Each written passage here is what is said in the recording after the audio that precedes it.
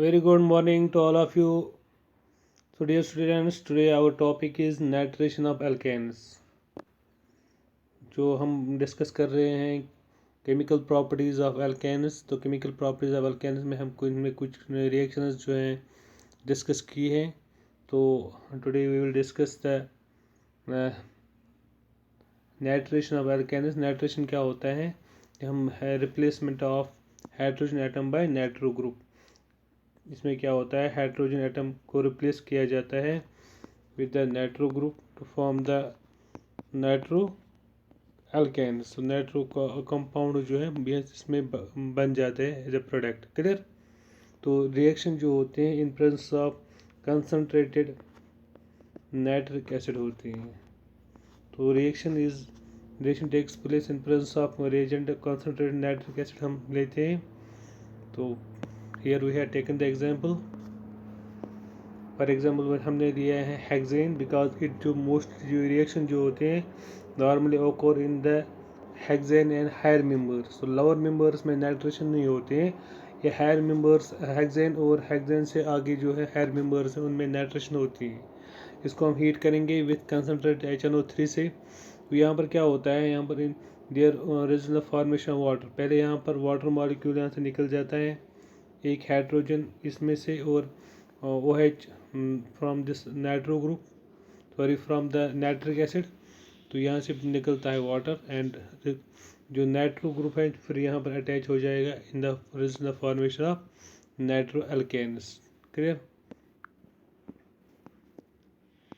तो इसमें अब जो लोअर मेंबर्स जो होते हैं कैन बी नाइट्रेटेड बाय. अब लोअर मेंबर्स जो हम उनके कैसे हम नाइट्रेशन कर सकते हैं, they can be nitrated by vapour phase nitration. Vapour phase में मतलब क्या होता है, यानी कि the reaction is heated at high temperature.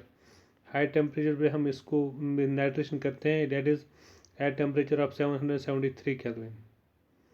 Clear?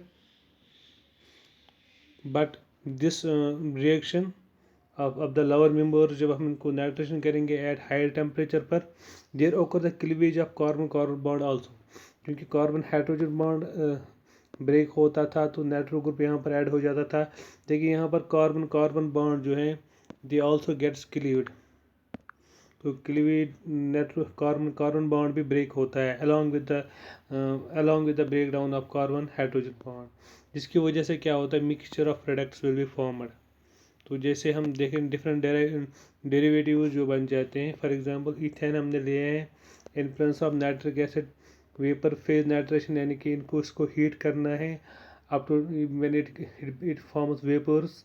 तो वेपर्स ऑफ HNO3 जो है they will react with this ethane and here because nitric acid जो है it is a strong oxidising agent. तो ये जो है जिसकी वजह से ये जो है इथेन जो होता है it gets change into nitro ethane. एक तो नाइट्रो इथेन यानी मिक्सचर ऑफ प्रोडक्ट बनेंगे, nitro ethane and nitro methane बन जाएगा. तो हियर होकर the formation of mixture of product because the carbon carbon bond जो होता है वो ब्रेक क्लीवेज होता है इसकी भी along with the cleavage of carbon hydrogen bond. Clear? तो अब इस जो नाइट्रेशन जो होता है बस आपको इतना याद रखना है, नाइट्रो ग्रुप जो होता है this gets attached to the alkene. तो resulting products are called as nitro compounds. Similarly इसका जो मैकेनिज्म है, this reaction follows the free radical mechanism. Free radical mechanism follow करता है, फ्री रेडिकल्स जनरेट हो जाते हैं. तो इसमें जो फर्स्ट स्टेप में क्या होता है, ये जो नाइट्रिक एसिड है इसमें होमोलिसिस होती है. होमोलिसिस मतलब दिस बॉन्ड जो होता है इसमें each species carry single electron. तो अनपेयर्ड इलेक्ट्रॉन इसमें आ जाती है. OH ऑक्सीजन पर अनपेयर्ड इलेक्ट्रॉन आ जाता है, नाइट्रोजन पे अनपेयर्ड इलेक्ट्रॉन आता है because of the homolysis of the this nitric acid. तो as result of which the formation of free radicals. तो यहाँ से फ्री रेडिकल्स जनरेट होते हैं. क्लियर? तो ये जो फ्री रेडिकल OH जो है फिर ये further it reacts with this alkane. अब ये दूसरे स्टेप में एल्केन के साथ रिएक्ट करेगा और ये जो एल्केन में ये जो कार्बन हाइड्रोजन बॉन्ड जो होता है, ये कार्बन हाइड्रोजन बॉन्ड जो होता है इट गेट्स क्लीव्ड. ये ब्रेक डाउन होता है बाय होमोलिसिस. तो यहाँ पर भी होमोलिसिस होते हैं, यहाँ पर अल्काइल हैलाइड निकल जाते हैं। फॉर एग्जांपल हम यहाँ पर ऐसे मीथेन भी हम मीथेन भी ले सकते हैं क्योंकि ये लोअर मेंबर्स में होती हैं। तो हियर हाइड्रोजन जो है ये एयर गैस होमोलिसिस होती है इसकी, क्लियर। तो जिसकी वजह से ये हाइड्रोजन यहाँ से निकल जाता है, which combines with this oxygen, it is in the formation of water molecule, clear. तो with the formation of alkyl radical, तो यहाँ पर अल्काइल रेडिकल जनरेट होता है। फॉर एग्जाम्पल यहाँ पर मिथाइल रेडिकल जनरेट हो जाएगा, इथाइल रेडिकल जनरेट हो जाएगा, ठीक है। तो अकॉर्डिंगली देयर ओकर the formation of alkyl radical with the formation of water molecule. तो अब ये अल्काइल रेडिकल जो है it with this alkyl radical formed in the second step will combine with this nitro radical formed in the first step. So they combine with result in the formation of nitroalkane, clear। तो R का value आप दे सकते हो, ये CH3 है या आप C2H5 लिख सकते हो, clear। तो accordingly you can give the R value of the R here by in order to form different products, clear।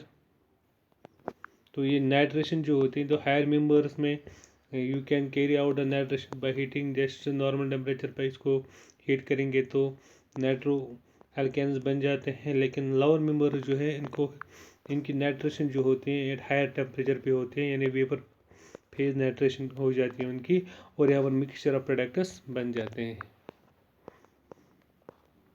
Second chemical reaction is chemical reaction of alkanes is sulfonation of alkanes। तो sulphonation of alkene मतलब क्या होता है, अब alkanes में क्या होता है, हाइड्रोजन को रिप्लेस करेंगे विथ सल्फोनिक ग्रुप, ठीक है। तो यहाँ पर ये जो RH बॉन्ड जो है ये ब्रेक होगा इन प्रेजेंस ऑफ, अब ये सल्फोनिक एसिड जो है ये ग्रुप जो है इस एल्केन के साथ अटैच हो जाएगा, क्लियर। और ये hydrogen this comes out in the form of water, ठीक है। तो will see here that how the reaction takes place. तो इसमें भी आपको याद रखना है, only hexane and higher members can be sulphonated by sulphonation किसकी हो जाएंगे, हायर मेंबर्स या हेक्सेन और इससे हायर मेंबर जो हैं हेप्टेन ऑक्टेन नॉन एंडोकेन, इनकी जो है सल्फोनेशन आप कर सकते हो, लोअर मेंबर्स की सल्फोनेशन नहीं हो सकती हैं। तो they can be sulphonated by treated alkanes with concentrated sulphuric acid enriched with sulfur trioxide। तो H2SO4 along with sulphur trioxide जो होता है इसको यहाँ से बन जाता है ओलियम, क्लियर। तो ओलियम जो होता है हम डायरेक्टली कह सकते हैं ये जो एल्केन्स है, जब when we treat with this oleum यानी H2SO4 concentrated with sulphur trioxide, ये आपको याद रखना है। तो अब यहाँ पर H2SO4 concentrated with sulphur trioxide hexane के साथ जब हम ट्रीट करेंगे तो यहाँ पर क्या बन जाएगा हेक्सेन सल्फोनिक एसिड, जो हमने लिया है हेक्सेन तो ये बन जाएगा hexane sulphonic acid along with the formation of water molecule, clear. इसी तरह से आप हेप्टेन ले लो, यहाँ पर हेप्टेन आपने लिया है 7 membered compound, when this is treated with H2SO4 in presence of concentrate in presence of SO3 तो यहाँ से बन जाएगा heptane sulphonic acid with the formation of water molecule. तो इसको कहते हैं सल्फोनेशन। सल्फोनेशन मतलब हो गया addition of SO3 group, clear.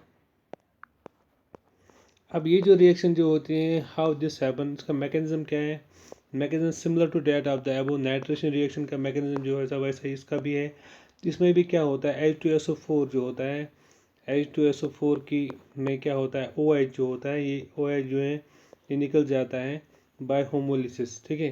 तो homolysis of the sulphur oxygen bond जो है इसकी होमोलिसिस हो जाएगी, जिसकी वजह से OH रेडिकल निकलेगा और SO3 रेडिकल निकल जाएगा, ठीक है। अब ये OH रेडिकल जो होगा ये this reacts with this alkane, और यहाँ पर हाइड्रोजन इस वाटर के इस OH के साथ निकल जाएगा क्योंकि यहाँ पर भी होमोलिसिस हो जाएगी, क्लियर। तो homolysis of the this product all, ये जो सबस्ट्रेट है इसकी होमोलिसिस होगी, कार्बन हाइड्रोजन बॉन्ड जो ब्रेक हो जाएगा। और यहाँ पर आप देखो ये OH रेडिकल जो है इस हाइड्रोजन रेडिकल से के साथ मिलेगा तो it forms a water. And यहाँ पर आप फर्दर यहाँ पर अल्काइल रेडिकल जनरेट हो जाएंगे। ये अल्काइल रेडिकल्स जिस तरह से हम सल्फोनिक एसिड नाइट्रेशन में हमने देखा, यहाँ पर अल्काइल रेडिकल जो है वो सल्फोनिक रेडिकल के साथ मिल जाएगा तो it form the alkane sulphonic acid. ठीक है, तो अल्केन सल्फोनिक एसिड और वाटर यहाँ प्रोडक्ट में निकल जाता है। क्लियर। तो इसका मैकेनिज्म है similar to that of sulphonation, तो इसमें भी फ्री रेडिकल मैकेनिज्म जो है फॉलो हो जाता है। क्लियर। इसके बाद है सॉरी इसका तो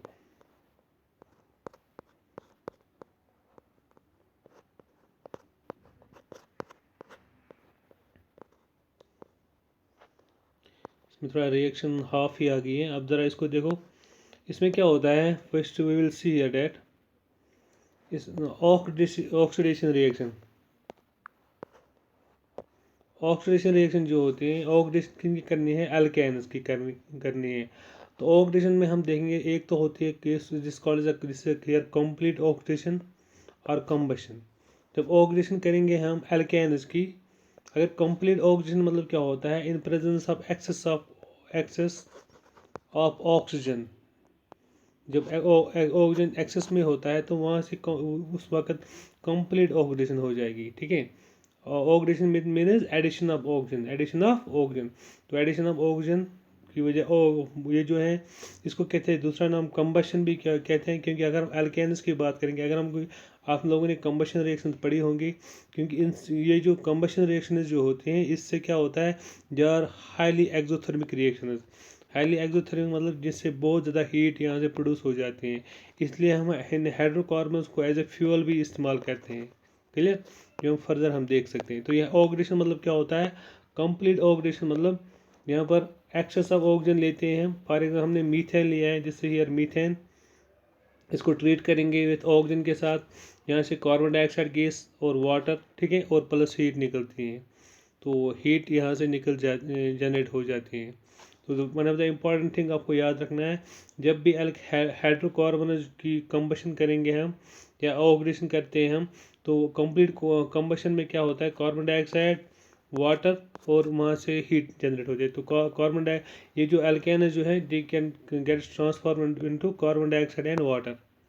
तो प्रोडक्ट में आपको कंप्लीट कंबशन में कार्बन डाइऑक्साइड एंड वाटर निकल जाता है with the release of heat. तो यहाँ से बिकॉज दिस रिएक्शन जो है एक्सोथर्मिक रिएक्शन, एक्सोथर्मिक होता है वो रिएक्शन जिस जो हीट देती है। ठीक है, where the heat gets liberated out. Clear. Similarly आप यहाँ पर लोगे, दिस इज सो हेयर हमने क्या लिया है, C2H6। तो दिस ईथेन हम लेते हैं यहाँ पर, actually this is ethane, this is C2 reaction ऐसे हैं, C2H6 plus 7 times oxygen, sorry 7/2 oxygen gas. तो यहाँ से आपको क्या निकल जाएगा, कार्बन डाइऑक्साइड निकलता है और वाटर निकलता है प्लस हीट।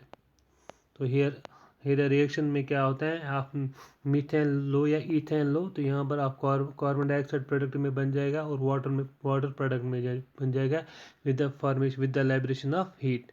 क्लियर। हाँ, तो आप जनरली जो है इस रिएक्शन को कैसे लिखोगे, तो जो आपने फॉर एग्जाम्पल फ्रैक्शंस में आपने लिखा है 7/2 O2, तो जनरली आप क्या लिखोगे, आप जनरल इक्वेशन में रिएक्शन जो है आप ऐसे लिखो, CN फॉर एग्जाम्पल जो एल्केन्स की जनरल फार्मूला है CnH2n+2। तो एल्केन्स की जनरल फार्मूला ये है CnH2n+2। तो इसमें क्या आपको करना है, प्लस करना है आपको। ऑक्सीजन कैसे कितने ऐड करने हैं, it depends upon number n पे वैल्यू आपका, एन फॉर एग्जाम्पल 1 है, 2 हो सकता है, 3 हो सकता है। क्लियर। तो अकॉर्डिंगली आप यहाँ पर दो value 3n+1 3n+1 divide by 2। Clear. इतने आपको ऑक्सीजन मॉलिक्यूल्स ऐड करने हैं। यानी आप कोई भी एल्केन ले लो, यानी जनरल फार्मूला आपको पता है एल्केन की CnH2n।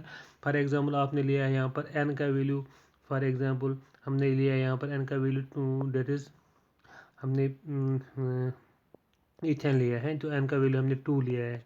ठीक है। तो इट बिकम C2H2 इंटू 2 + 2, तो ये बन जाएगा C2H, sorry, it become C2H6 plus, अब इसमें कितने how many number of moles of oxygen आप कितने लोगे यहाँ पर, तो इट डिपेंड्स, आपको यहाँ वो इससे निकल जाएगा 3n + 1 / 2। तो आपको यहाँ पर वैल्यू देना है, किसका वैल्यू देना है, n का वैल्यू आपने क्या दिया है, n का वैल्यू आपने 2 दिया है। तो आप यहाँ पर इसको मल्टीप्लाई करो, ये बन जाएगा 3 × 2 डिवाइड बाई +1 डिवाइड बाई 2। तो ये क्या बन जाएगा, ये 3 2 6 + 1 हो गया 7, तो ये बन जाएगा 7/2। तो आपने कितने ऑक्सीजन ऐड करने हैं इसमें, तो आपने इथेन में ऐड करने हैं 7/2 ऑक्सीजन, ठीक है। तो 7/2 ऑक्सीजन मॉलिक्यूल्स इस इथेन के साथ आपको ऐड करने हैं। अकॉर्डिंगली तो आपकी जो रिएक्शन जो है बैलेंस हो जाएगी, फिर then you will balance the rest of the reaction. लेकिन याद रखना है, ये जो जनरल आपको याद रखना है, व्हाट वी विल हियर, आपको जनरल ये जो है ये फार्मूला याद रखनी है, यानी कि आपको एल्केन्स की जनरल फार्मूला CnH2n + 2, n का वैल्यू जो आपने n का वैल्यू यहाँ पर देना है, फॉर एग्जाम्पल n का वैल्यू आपने दिया है 1, तो मीथेन बन जाएगा। तो n का वैल्यू यहाँ पर भी आपको वही देना है, n का वैल्यू 1। अगर फॉर n का वैल्यू 2 दिया है तो इथेन बन जाएगा, तो यहाँ पर भी n का वैल्यू 2 ही दोगे आप। इस तरह से n का वैल्यू 3 दोगे तो यहाँ पर भी n का वैल्यू आप 3 दे सकते हो, ठीक है। अकॉर्डिंगली जैसे आप n का वैल्यू ज़्यादा बढ़ाओगे, यहाँ पर भी वही n का वैल्यू आना चाहिए, अकॉर्डिंगली जो है तभी रिएक्शन बैलेंस हो जाएगी, क्लियर। तो फॉर एग्जांपल मैं आपको बताऊंगा, हम ले लेंगे यहाँ पर लेंगे C4H10 ब्यूटेन हमने लिया है। तो अब इसमें कितने नंबर ऑफ ऑक्सीजनस आप ऐड करोगे, तो आपको पता है जनरल फार्मूला क्या है, how many number of oxygenase. तो n का वैल्यू यहाँ पर कितना है, तो ये n का वैल्यू एक्चुअली यहाँ पर 4 है, तभी हमारा ये ब्यूटेन आ गया C4H10। तो आपको इसमें लेना है फार्मूला, आपको पता है 3n + 1, ठीक है, 3n + 1 डिवाइड बाई 2, आपको इतने ऑक्सीजन लेने हैं। तो आप मुझे बताओ n का वैल्यू कितना आएगा, यहाँ पर n का वैल्यू 4 है, तो आप लोगे यहाँ पर 3 × 4 + 1, तो कितने का 4 × 12 + 1, तो हो गया 13/2। तो इट बिकेम 13/2 ऑक्सीजन मॉलिक्यूल। तो इट मीन्स दैट आपको क्या करना है, मीथेन में कितने ऐड करने हैं ये ऑक्सीजन, 13/2 ऑक्सीजन मॉलिक्यूल्स आपको ऐड करने हैं मीथेन में। तो अकॉर्डिंगली जो है इसमें क्या इसमें क्या प्रोडक्ट में क्या आते हैं, प्रोडक्ट में यूज कंप्लीट कंबशन जो जब भी होता है, तो प्रोडक्ट में आपको कार्बन डाइऑक्साइड एंड वाटर बन जाता है along the formation of heat. तो यहाँ से भी हीट जनरेट हो जाएगी, ठीक है। तो अब ये carbon dioxide and carbon and water जो है ये आप बैलेंस कर सकते हो कि कार्बन यहाँ फॉर एग्जांपल आप इस रिएक्शन को जब बैलेंस करोगे, तो ये जो है 13/2, इससे आप by using the formula you can obtain this 13/2 fraction of, कितने फ्रैक्शंस ऑफ ऑक्सीजन मॉलिक्यूल्स आप इस मीथेन में ऐड करोगे, then you can balance this reaction, clear. इसी तरह से आप देखो, हाँ, one of the important thing मैंने आपको बोली है कि ये जो कंबशन रिएक्शन है, यानी कि कंबशन रिएक्शन आपने लिए हैं, यानी कि ऑक्सीडेशन रिएक्शन जो होती हैं, ऑक्सीडेशन ऑफ एल्केन्स जब हम करते हैं, क्यों यहाँ से बहुत this reaction is very exothermic reaction. तो वेरी एक्सोथर्मिक रिएक्शन होने की वजह से यहाँ पर बहुत हीट एनर्जी यहाँ से प्रोड्यूस हो जाती है, जिसको इसलिए हम इनको एज ए फ्यूल भी इस्तेमाल करते हैं। तो अगर आपको पता है एलपीजी जो हमारा है, actually actually is mixture of propane and butane, clear. तो इसको लिक्विड फॉर्म में, कंप्रेस्ड लिक्विड फॉर्म में लाया जाता है। तो this LPG is used as a fuel. तो एलपीजी जो होता है, it is actually mixture of propane and butane, clear. तो which is used as a fuel, क्योंकि यहाँ से बहुत ज़्यादा एनर्जी प्रोड्यूस हो जाती है, क्लियर, समझ में आया आपको। इसके बाद है इनकम्प्लीट कंबशन, जो कि इनकम्प्लीट कंबशन जो होती हैं, तो इनकम्प्लीट कंबशन में क्या होता है, लिमिटेड सप्लाई ऑफ ऑक्सीजन हम लेंगे। इनकम्प्लीट कंबशन में क्या होता है, लिमिटेड सप्लाई, तो अभी हमने एक्सेस ऑक्सीजन लिया था, लेकिन यहाँ पर क्या लेना है, ये ऑक्सीजन जो लेना है लिमिटेड ऑक्सीजन लेना है। और यहाँ पर जो प्रोडक्ट बन जाएगा ये तो एक तो कार्बन मोनोऑक्साइड निकलता है, क्योंकि आपको पता है जब इनकम्प्लीट कंबशन ऑफ हाइड्रोकार्बन्स की इनकम्प्लीट कंबशन होती है तो वहाँ पर कार्बन मोनोऑक्साइड गैस प्रोड्यूस होता है विच इज़ वेरी लिथल। तो ये अगर for example carbon monoxide gas जो ज़्यादा इनहेल हो जाएगा, कोई ज़्यादा इनहेल करेंगे तो इसकी वजह से जो है ये जो है ट्रांसपोर्टेशन ऑफ ऑक्सीजन जो है हीमोग्लोबिन वो ट्रांसपोर्टेशन ऑफ ऑक्सीजन नहीं करेगा, जिसकी वजह से ये जो है कार्बन मोनोऑक्साइड की वजह से बहुत सारे डेथ्स हो जाती है। तो इसलिए इनकम्प्लीट कंबशन में क्या होता है, ये मीथेन इनकम्प्लीटली बर्न हो जाता है, जिसकी वजह से कार्बन मोनोऑक्साइड गैस पैदा होता है और वाटर निकल जाता है यहाँ पर। क्लियर। तो मीथेन जो है अगर हम लिमिटेड और इससे कम, कभी कभी अगर फॉर एग्जाम्पल को इससे कम ऑक्सीजन लेते हैं, फॉर एग्जाम्पल लिमिटेड सप्लाई में आप अगर हम लिमिटेड सप्लाई ऑफ ऑक्सीजन करेंगे तो वहाँ पर कार्बन जो है कार्बन बन जाता है प्लस वाटर। क्लियर। तो as there is a formation of carbon black, इसको कहते हैं कार्बन ब्लैक बन जाता है यहाँ पर एज सूट। जो कार्बन पार्टिकल जो होते हैं इसको कहते हैं सूट भी कहते हैं, carbon black is also called as soot. ठीक है। तो कार्बन ब्लैक जो होता है इसको हम इस्तेमाल करते हैं किस में, is used in preparation of black ink. जो ब्लैक इंक होती है ना, तो इस कार्बन को हम इस्तेमाल करेंगे for the preparation of black ink. या हम पैंट्स में भी इस्तेमाल, ब्लैक पैंट्स जो होते हैं इसको इस्तेमाल कर सकते हैं। या पॉलिशेस जो होते हैं, शूज़ पॉलिश जो होते हैं वो इसी से बनाते हैं, यानी कार्बन ब्लैक जो होता है इसी से पॉलिशेस भी बन जाते हैं। ठीक है। क्लियर। तो दिस इज इनको हमने अब आज हमने डिस्कस किया है एक ये जो what is called as nitration हमने डिस्कस किया है। तो नाइट्रेशन ऑफ एल्केन्स हमने देखा है, नाइट्रो कंपाउंड्स बन जाते हैं, नाइट्रो एल्केन्स बनते हैं। या हमने सल्फोनेशन करनी है, सल्फोनेशन मतलब होता है सल्फोनिक ग्रुप ऐड होता है concentrated with in the presence of concentrated sulphuric acid and enriched with sulphur trioxide. Clear. इसी तरह से हमने देखा है। तो लेकिन ये जो है सल्फोनेशन जो होते हैं did only occur in the higher members of alkanes. जो नाइट्रेशन जो होते हैं वो होते हैं हायर मेंबर्स ऑफ एल्केन्स, लेकिन अगर हम इसको हीट करेंगे यानी कि वेपर फेज नाइट्रेशन करेंगे तो लोअर मेंबर्स की भी नाइट्रेशन होते हैं, लेकिन वहाँ पर मिक्सचर ऑफ नाइट्रो कंपाउंड्स बन जाते हैं। क्लियर। और ऑक्सीडेशन में हमने देखा one is complete oxidation, one is incomplete oxidation. Sorry, complete oxidation में क्या होता है, कार्बन डाइऑक्साइड वाटर बन जाता है, और इनकम्प्लीट कम्बशन में कार्बन मोनोऑक्साइड या वाटर बनता है, या कभी कार्बन या वाटर बनता है। और कार्बन जो है इसको कहते हैं ब्लैक, कार्बन ब्लैक जो होता है इसको यूज हम कर सकते हैं एज ए ब्लैक इंक और पैंट्स और या पॉलिशेस में भी इस्तेमाल कर सकते हैं। होप आपको समझ में आया होगा। किसी को कोई प्रॉब्लम होगी, कोई डाउट होगा तो he or she can comment in comment box. तो this was all about today's topic.